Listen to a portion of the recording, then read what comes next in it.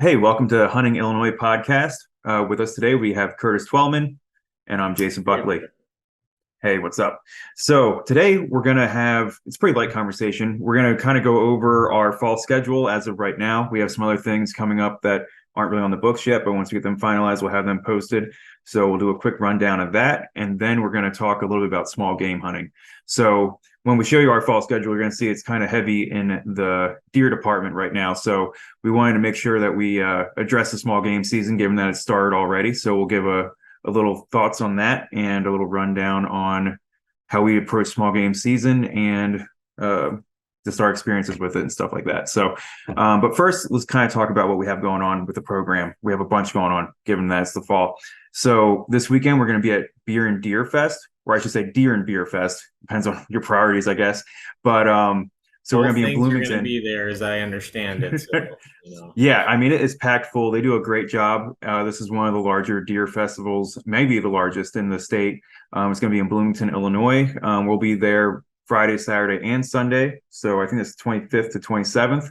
And we're going to be giving two talks on Saturday around 10:30. We're going to talk about tree stand placement for an hour. And then around 2:30, we're going to talk about the importance of mentoring hunters. And we'll definitely focus a little bit on our upcoming event, Hunt Camp. So, Curtis, if you want to talk a little bit about Hunt Camp, I'll get our little flyer up here so everyone can see it. So you for can go ahead on sure, that. yeah, lovely Yep. little picture there. And this picture kind of gives you an idea of what Hunt Camp is all about. This is one evening where we get together, hunters of all types, of all abilities, or even if you're somebody that's never hunted before, but it's something you've always been interested in. Hunt Camp is your day to come out and for us to all be together, form a community, help each other out. We've got educational tables set up, we've got games. And one of the big draws is that the prize table is filled with mentored hunts, like the one in this picture right here. So this is an excellent opportunity for people who are relatively new to hunting, or even people, I mean, maybe you're a deer hunter, but you've never pheasant hunted. You don't have a dog and you've always wanted to do that. Well, come to Hunt Camp and you can win a mentored pheasant hunt with an experienced mentor, often with a good dog. So, great chance to either try something new or experience hunting for the first time. It's all about building community. So, this is one event that's not about raising money. There are tickets, they're $10, it's all inclusive. Most Mhm. places around Chicago. This is in Wakanda at Deacon's Bar and Grill. Awesome spot where we've got a ton of outdoor space to work with. I think people are really going to like this location. But let's face it, normally you do something in Chicago, you're probably paying $10 just to park. At Hunt Camp, $10 covers parking, it covers food, it covers all the games, it covers all the giveaways. You really don't have to bring another dollar if you don't want to. Now, there are drinks available on site because Deacon's is a bar. So, if you do like to partake in that sort of thing, definitely bring a few dollars for a few drinks. And then we do have some games that encourage people to join local outdoor groups like Pheasants Forever, Fur Takers of America, National Wild Turkey Federation, and the list goes on and on. So, while joining those groups is not required, we do have a really special giveaway that we call the final showdown. That the only way to get into that is by joining a group. And I won't give too much away about the final showdown, but it's basically a barrage of competitions that is going to pit skill and luck against everybody at Hunt Camp, and just one victor will emerge and get an awesome prize. So pretty cool. It was a good time last year. We're bringing it back for this year, and going to be bigger and better this year. We got the Great Lakes Falconry Association. We're Mhm. really excited about this. They're going to do a falconry demo right there in Wakanda, Illinois. So, I mean, that's worth coming out just to see that. We don't even know what it's going to be. It's a surprise. They haven't told us yet, but knowing them, it's going to be something epic, and I'm really excited to see it. So, hopefully a bunch of you, anybody out there that's interested in the outdoors, I don't care if you're a duck hunter, a squirrel hunter, deer hunter, raccoon hunter, trapper, or like I said, you're somebody that's never hunted a day in your life, but it's something that interests you. Hunt Camp is a spot for you. Come on out, get some food, gain some skills. hopefully gain a friend or two. So that's what it's all about, building up the hunting community like the old days, the old hunt camp where your grandpa's cooking beans on the stove. We're trying to embody that same spirit with this hunt camp, and it may not ever be as good as grandpa's beans on the stove, but you know what, we can try our best, and hunt camp is that try. So come on out September 23rd. You won't regret it, I promise you that.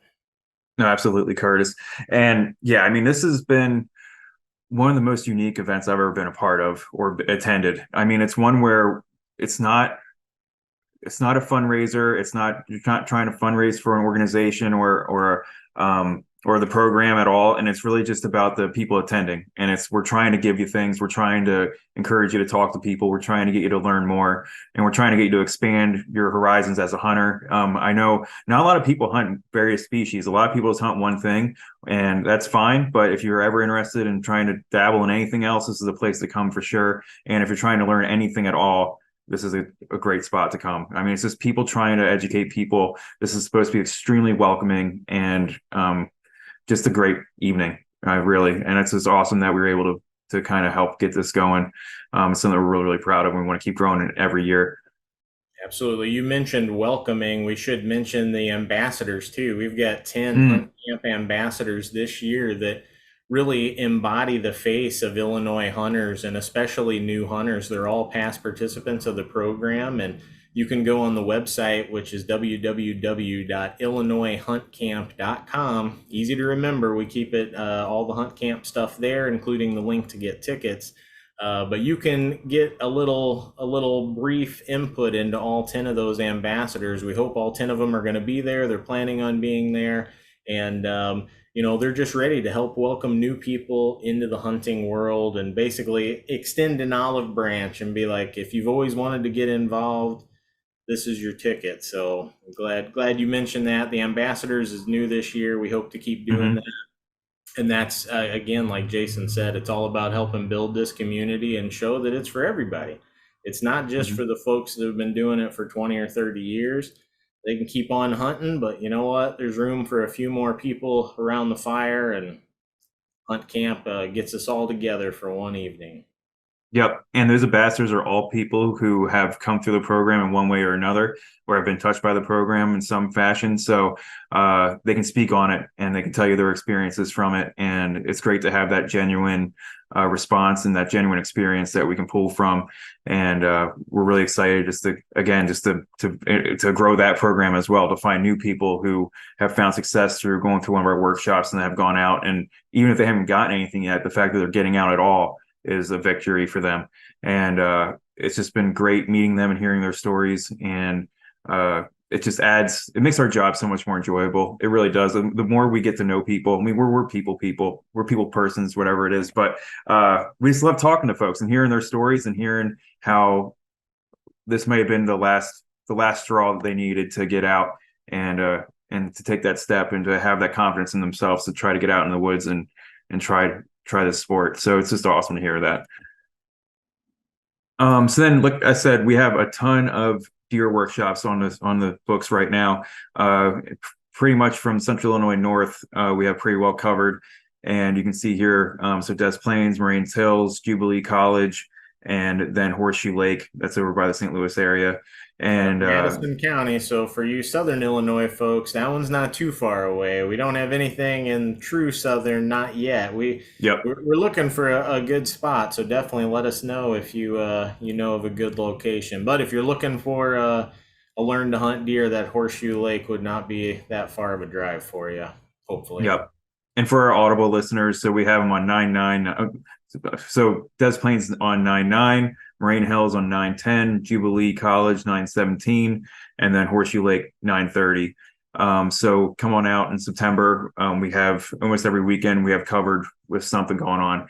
And you can sign up for those at our website. So learntohuntil.com and register. It's all free, and we'll have a fun afternoon teaching you all everything you need to know about deer hunting. Yep. All the Uh, events are free except Hunt Camp. That's the one that has the $10 tickets, but totally worth it. Totally worth it. 100%. Yeah, I mean, last year we had so many. prizes that we had at the end of it all. We were pulling the raffle tickets out, and we were literally like, okay, if you haven't gotten anything yet, go get something. And then Everybody so won a prize. Yeah, we've been talking about the mentored hunts, but we got some awesome equipment sponsors too, and mhm. Vortex Optics, Tacticam, Icotech Game Calls, Duke Traps. A few of these companies supported Hunt Camp, and people should take note of that because Hunt Camp is not raising money. So the for any one specific cause, Hunt Camp is for hunters. So the Mhm. sponsors that you see for Hunt Camp are telling you directly that they support hunters, no uncertain terms. So we as hunters need to know that and support these businesses because they're supporting us. Absolutely. And so yeah, man. So again, deer and beer, beer and deer, this weekend in Bloomington. Go to their website because they have a jam packed. They try to as hard as we do with jam and pack as much as they can in a weekend. And so go That's to their going to be website and fun. check that Did you out. see And some of the games? Man, they're looking pretty. I'm excited to try some of those. yeah, and they also have something where you go around. And there's five different games that you do to get more raffle tickets to win a bow. They also have unique ways of giving away stuff. They want to give away as much as they can, so they have more raffles and giveaways than anywhere as well. So it's two events. They're a month apart. I think it'd be a good weekend each month to go out. So get out to Deer and Beer Fest this weekend. Then a month later, go to Hunt Camp, and then be ready for hunting season as we get excited for October here for at least archery season. But go ahead, Curtis. But there's a season right now that we can start talking about too that's open. Yeah, we can get excited about the deer season, but squirrel season is here. Squirrel season Hmm. opens at the beginning of August. So it is squirrel season. And I know it's hard to get excited about getting into the woods when it's 100 degrees out there. I get it, but this heat is going to fade. And when it does, I promise you, late August, those squirrels start they call it cutting hickory nuts, because they have to cut that outside shell off the hickory nut to get to the good stuff. And so you'll hear the squirrels just constantly up in the trees. "Meow, meow, meow, meow." Yeah, that's a lot of times the ways you find them is listening to them cutting those hickory nuts. And right now, being really targeted on hickories can kind of make it one of the times of the years where squirrels can get more concentrated than other parts of the year because hickory trees are a little less common than our white oaks that are getting the good acorns and even walnut trees and all that stuff. They're pretty well spread out, but hickories, you find a good hickory stand in late August and you find a cool morning and you get out there with either a 22 or your shotgun, check your local area regs because a lot of public land does not allow 22s, but some of them do. Get out there, you're going to have a good time. And I tell people, like, a lot of people look past squirrel hunting because they think it's kid stuff. That's what kids do. And yeah, it sure is. That's the way I started as squirrel hunting, but I never pass up a good squirrel hunt because you get basically think of it as a mini Western hunt. It's our chance in the Midwest to do a mini Western hunt because squirrels have small home ranges. You can walk around public land and go through dozens of different squirrel home ranges and do many little spot and stalks if you're fortunate enough to be able to use the 22 especially. And yeah, is it the same as spot and stalking a big mule deer? No, it's not. But hey, guess what? You can do it 50 times in a season. You're not, it's not just one and done. And squirrels are delicious. People talk about tree rats. I mean, I don't care. Call them whatever you want to call them. Those little sons of guns are tasty, man. You get the tender little gray squirrel and you pan fry those things up, and I'll stack them against any meat in the world. And I've made up squirrel before, like buffalo squirrel, and served it at parties where people had ribeye and chicken and everything you can imagine, and people are scarfing down that squirrel because it's something special. The young ones, if you get an older one, a little bit more work required on that fella, but it can still be done. But a lot of fun to be had. It's a unique time of year because there's not too much going on. Um, but yeah, like I said, think about it like a mini Western hunt, and you get 50 spot and stalks in a year.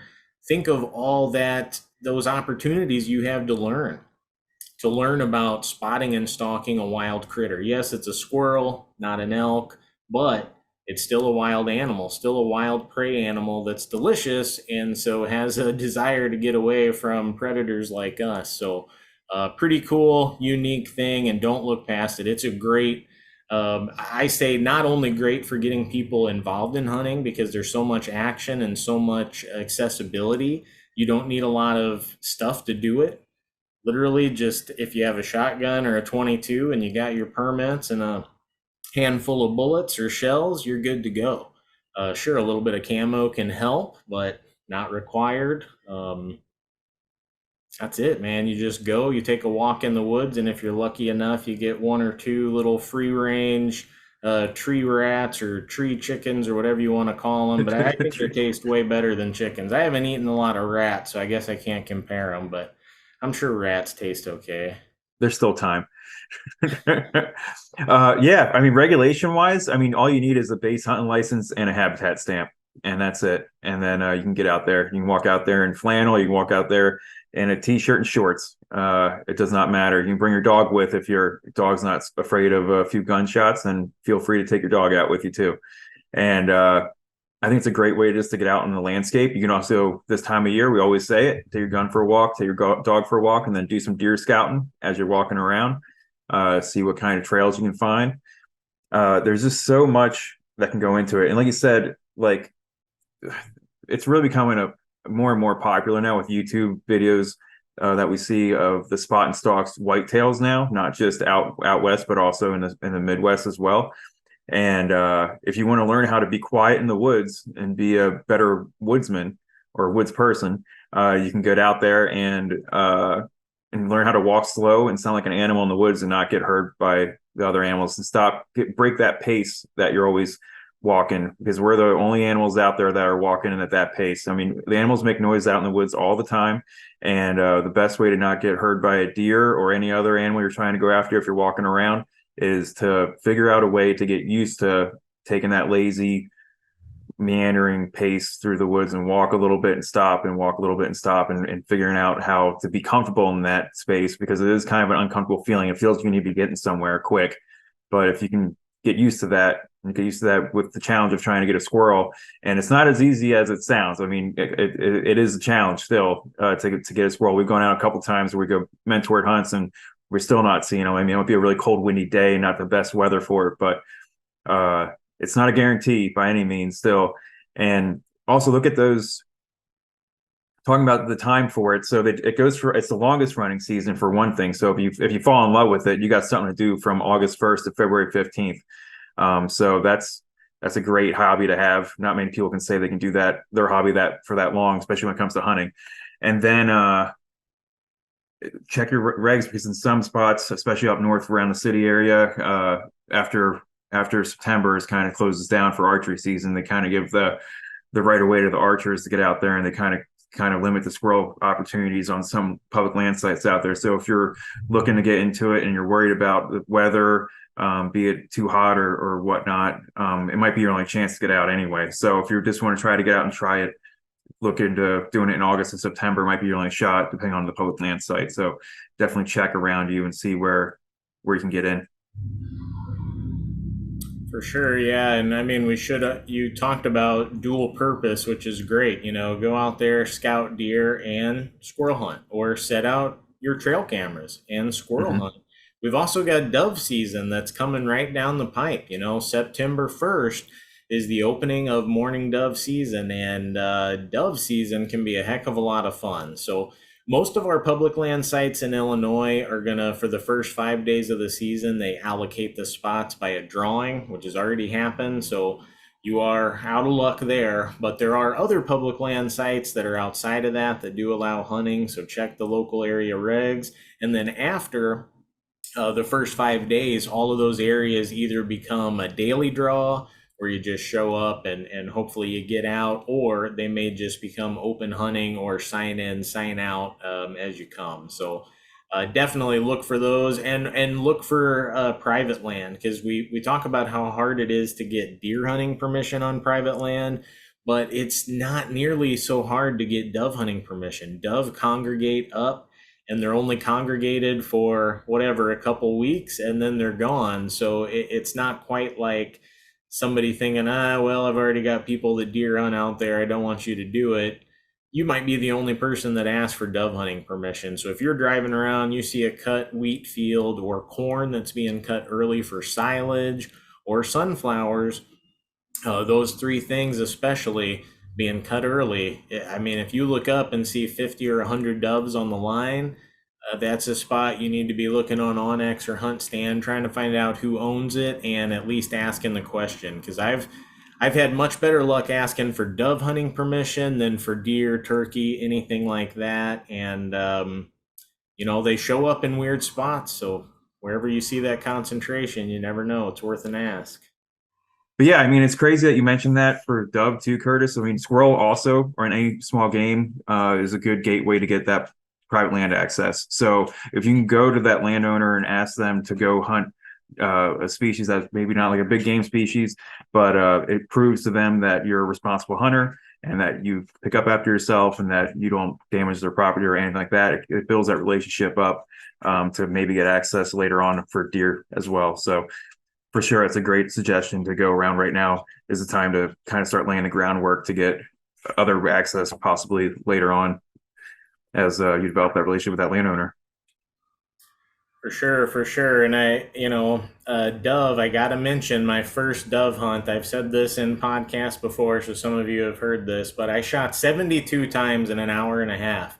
And I remember those numbers because it was awesome. My barrel was so hot. There was times where I had to almost take my gun apart and, hold it out so it could cool down just so it would function properly. It was fast action. And no, I was not a great shot because obviously the limit's only 15 and it took me 72 shells to get there, but I did get there. And I had a lot of fun doing it, and I learned how to be a much better, shooter on the wing doing that. So that helped me with ducks, I think, a lot. But a lot of action, a lot of fun. If you can manage the heat and the mosquitoes, it's a good time to get out. And then not long after that, we're going to be having the early teal season open up. So for those of you next to emergent wetlands, be looking for smartweed and little seeded plants like that, because that's the food sources that blue-winged teal prefer. And they've already started migrating. They're the earliest migrants. They as soon as the day length starts getting a little short, they're gone. They're taking off. So they don't mess around with that cold weather. So makes them a unique little species, and the whole reason why a lot of the Midwest has this special early teal season. Because if they didn't have this special teal season in September, there would be very, very few. I don't want to say zero, but it would be very small number of blue-winged teal shot in the entire duck season. And blue-winged teal is often one of the top few ducks numbers wise across the country. So not one that you want to miss out on if you're a duck hunter. Yeah. And then you also have the early goose season now too. That's going to be starting up in Yeah. September too. So you can get, if you see any geese flying around, you can get some of those resident geese that have been pooping on your HOA lawns and things like that. You can knock them down a little bit. That's a good point. Landowners tend to not like geese. So that's a really good, what did you call it? Keystone Gateway, gateway gateway species. species. Yeah. Yeah, to get you on the land. Geese, that could be a really good one, especially you talk to an HOA or even a landowner with a pond that's just dealing with them all the time. They're probably going to be so ecstatic that you want to go out there and hunt, they might just bake you a cake. Who knows? There you go. Yeah, and I mean you can have I mean with the waterfowl species you're gonna need your different waterfowl stamps, your federal and state and whatnot. But for dove you're gonna need a HIP certification added to the habitat stamp in the base hunt license.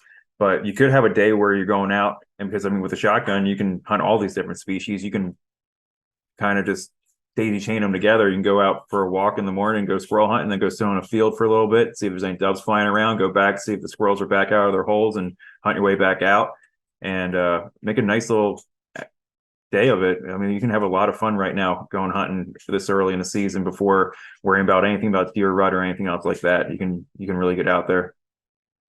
A lot of diversity, a lot of fun to be had, even before the archery season starts. Archery season starts October 1st, and a lot of us are looking forward to that, but you don't just want to fast forward because, like Jason said, there's a whole lot of adventures you can have between now and then if you want to go out there and find them. Yep. So, what has been? You have any key memories of going out small game hunting at all, Curtis? You have any personal stories? Uh, Well, the first animal I ever harvested anything was a squirrel, and so yeah, I vividly remember that even still today. I don't remember exactly how old I was. I was young.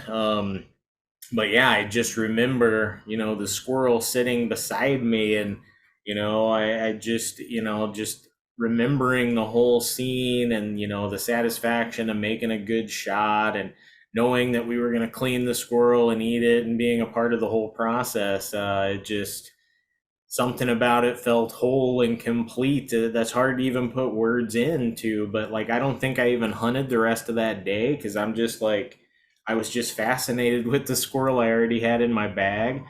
So I don't even remember if I ever looked for another squirrel, but I just was so happy that I had that one. And so yeah, I got a ton of good memories of my childhood squirrel hunting like that. But even just like last year, I've got memories of us squirrel hunting last year because it is those mini spot and stalk type hunts. And so I remember when we were at Iroquois and we're putting a stalk on a squirrel. And I remember a bad thing. I thought I got a really good shot on the squirrel. I didn't have a great shot at the head, but I shot it basically right through the vitals like you would a deer, and I thought I was right on, and the squirrel didn't fall. And we went up there, and sure enough, we found a really nice blood trail going up into a hollow log. And I think I did vital that squirrel, but it had enough energy to crawl up into that log, and we lost it. So not all memories are good things, but you that's a lesson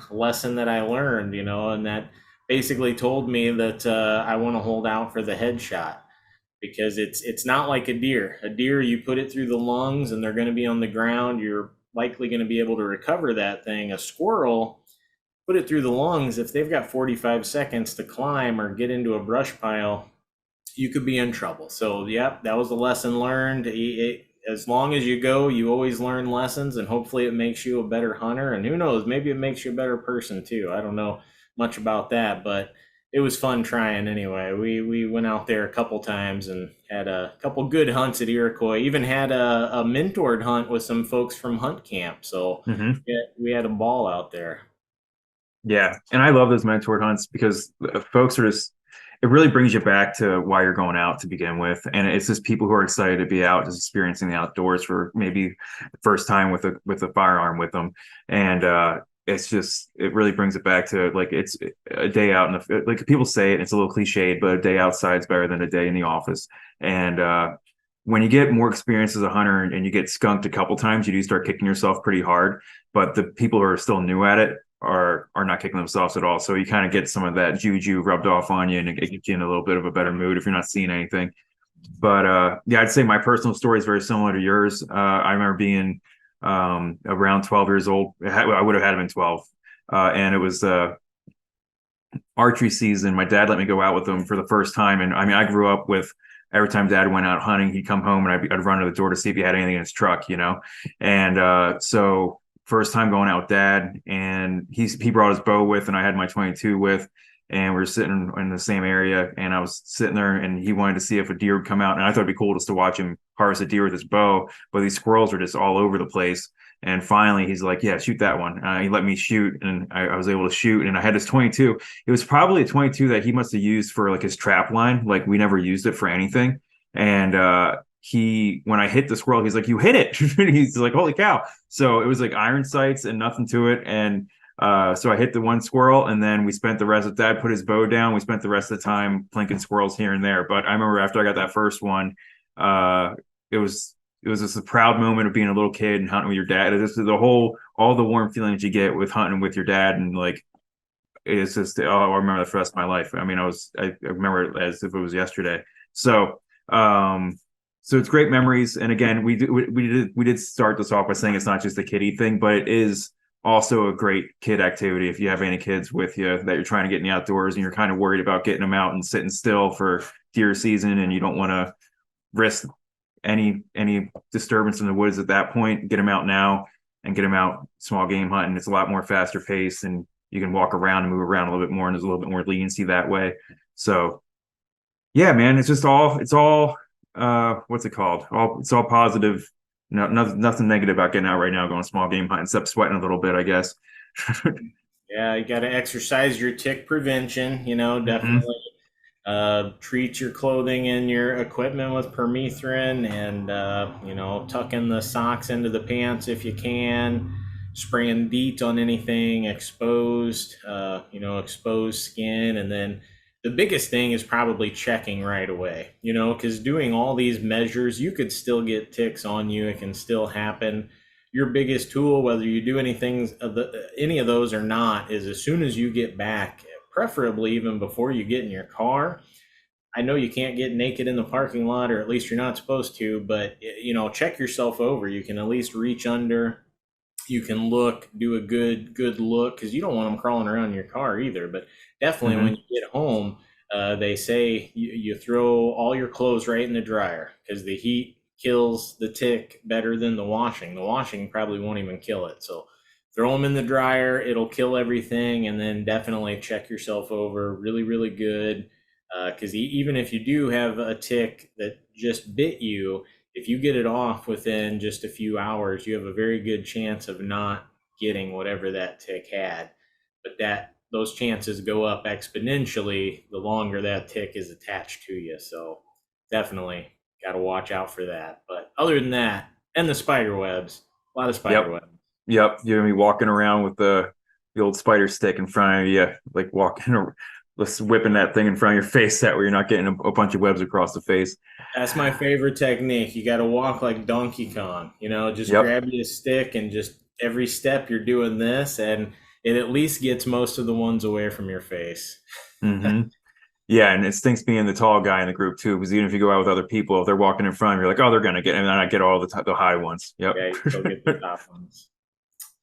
Yep. Yeah, so other than those little things, hey, that's not too bad. And you can definitely deal with both of those things. Like we said, use your spider stick, and it's not as big of a deal when you're squirrel hunting, because you're moving slowly through the woods. It's more like when I'm setting trail cameras is when I get covered with spider webs, because I'm just, book into point A to point B, and oh yeah, come out of there looking definitely like Spider-Man, just covered in webs. Hmm. So yeah, I guess we can hit on strategy a little bit. There's two real strategies to hunting squirrels. There's they call it still hunting, but in reality, that's you walking around and then being still for a little bit and then walking around. I never understood that, but so you're going really really slow through the woods and you're looking around, and when there's leaves on the trees in early season like it is, it might be more. You can always use a 22 if preferred, but if you're on a spot that doesn't even allow it, then that's fine too. But shotguns do tend to be a little bit better when it's really leafy and you're shooting at some squirrels.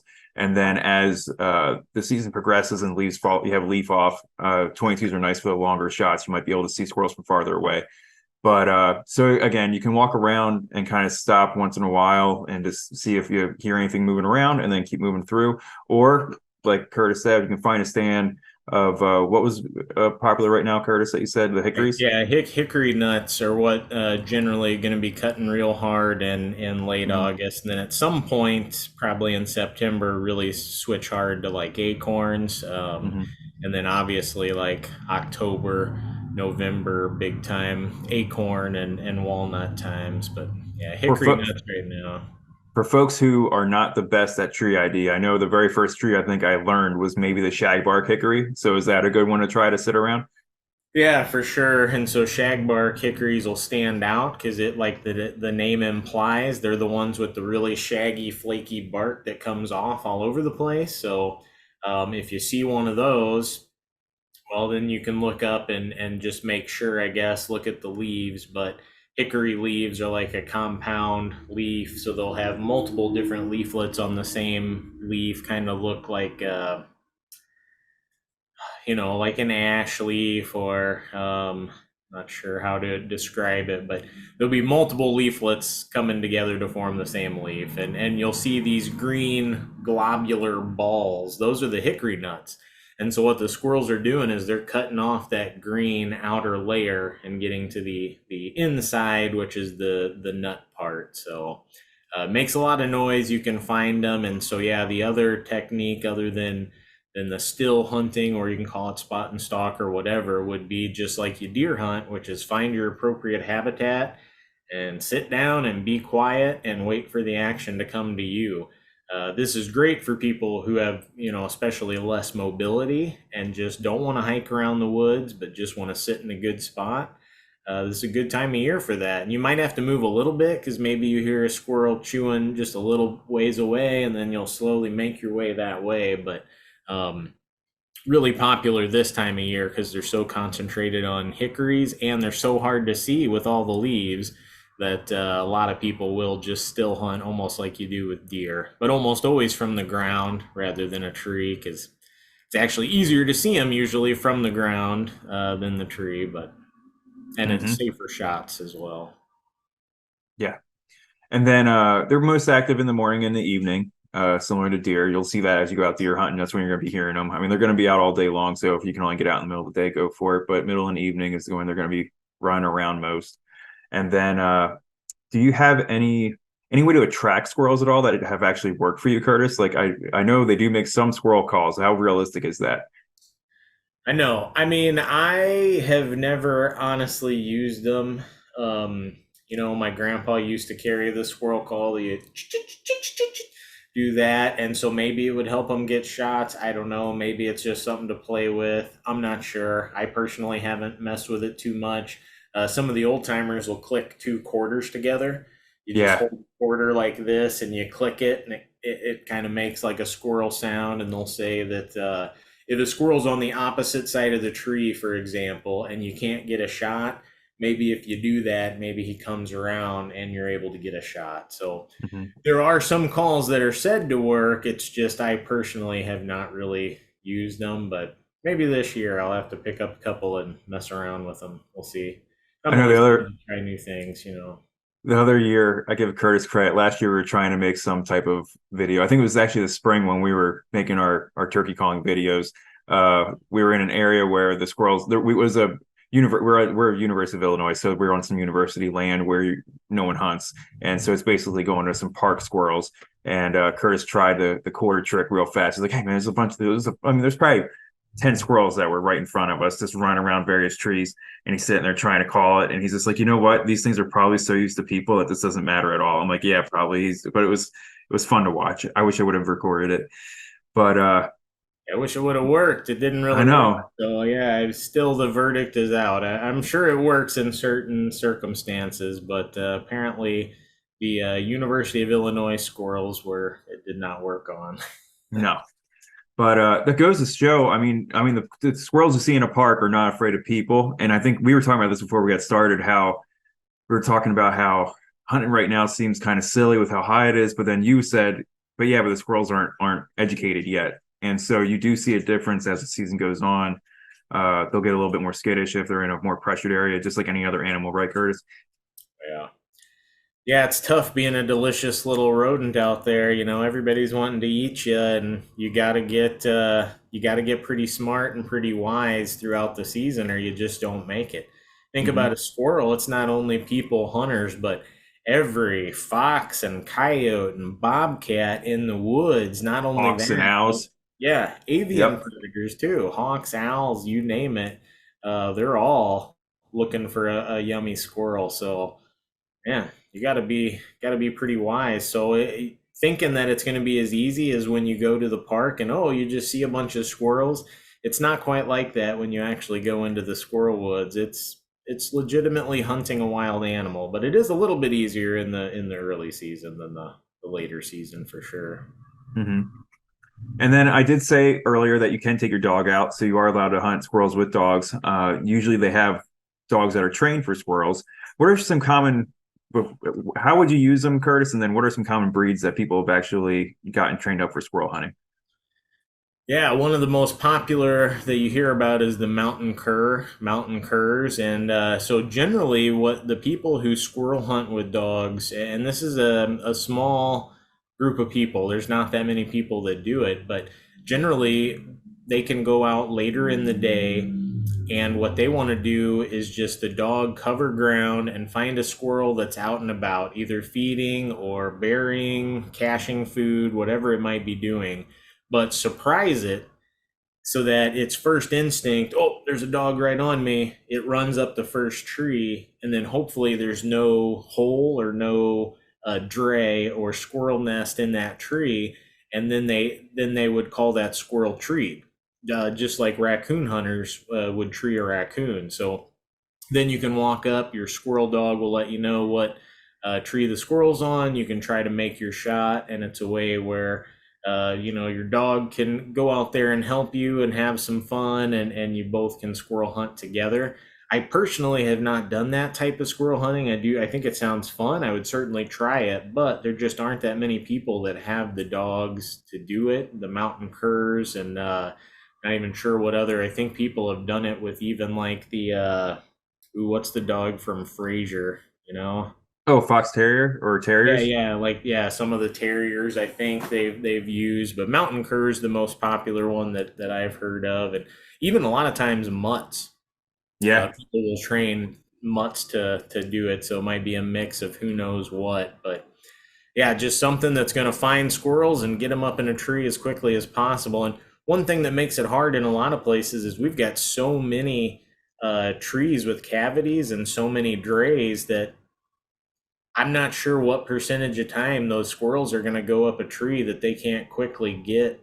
Even if it's not a tree that has a hole in it, it's probably connected to a tree with a hole in it. So I Yeah. think it would be pretty hard up here, but I don't know. I haven't tried it personally. So I know when it cools off, probably next week, it's going to be in the 80s. I might go for a walk and I'll take the dogs with. I got Springer Spaniels and I'm a great pet owner. I'm not a good sporting dog owner. I don't have him trained up well enough to to really trust that he would tree an animal and know what tree it was on. He tends to, but he does have a unique bark when he sees a squirrel. I've caught on to this at least. Like he has an actual alert bark that when he sees something, he'll yelp real weird and chase after it. But he's not doesn't use his nose good enough to know what tree it went up on. So I would only be able to use him as an alert, like, oh, there's a squirrel there, but then where the heck did it go? So I want to see. I might not even take a gun out. I might just take them for a run and then see what he does and see how it goes. But I have very low expectations of actually hunting over him. yeah, worth a shot. Worth a Yep. shot. But let's see what else. I think that covers a lot of it. So we talked about drays. Yeah, we talked about squirrel sign. I mean, look for different trees, different mass bearing trees that have nuts and things like that. The And squirrel use your nest. ears big time. That's Yeah. the, a lot of times the first thing you hear because there's so much leaves on the trees. They're up there. Just listen for that chewing because birds don't chew. Birds will scratch on the bark like squirrels do. So you might hear a woodpecker that sounds similar to a squirrel. But if you hear that chewing up in the tree, 99% chance that's a squirrel. So definitely key into that sound. Hmm.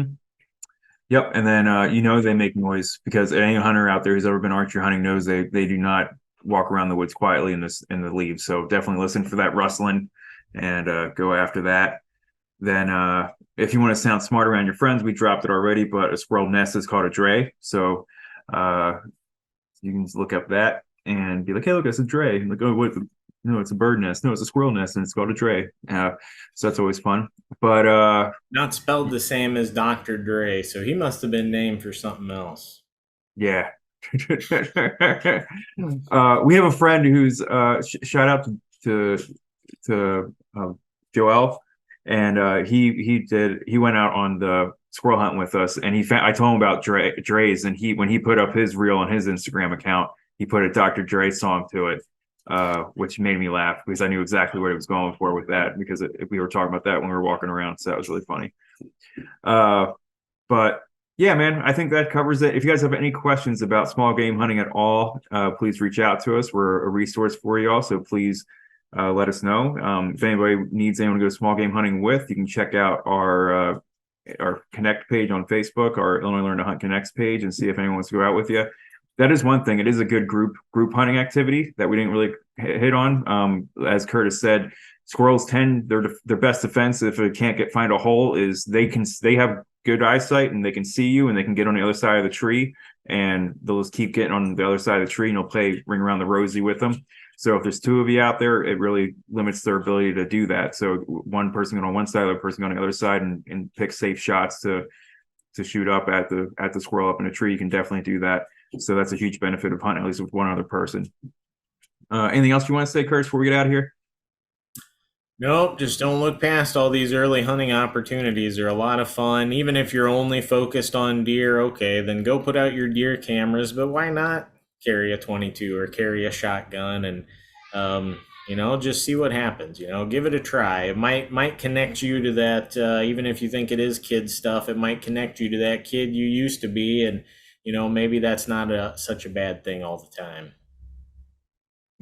Yeah, I say it every time. Absolutely.